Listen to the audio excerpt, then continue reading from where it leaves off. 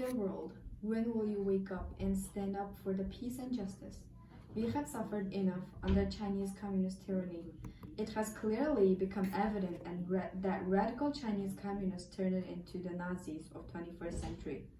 They have inflicted tremendous pain on Uyghurs, Kazakhs, and other Turkic Muslims since 2017. We have cried for help.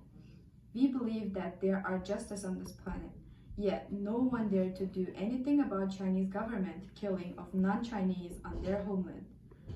We have warned the whole world about the danger that China poses to the free world, yet no one listened. By lying and cheating, by buying up foreign government officials and media, China fomenting nationalism at home and boosting its power abroad. And now, whole world is suffering. If you let go Chinese government this time, and if you don't hold China accountable for its crime against humanity, committed by building up concentration camp for Uyghurs and hiding the truth about Chinese virus, free world and all mankind will suffer severely. Your help for Uyghurs today and your punishment of Chinese governments tomorrow itself is your help for yourself.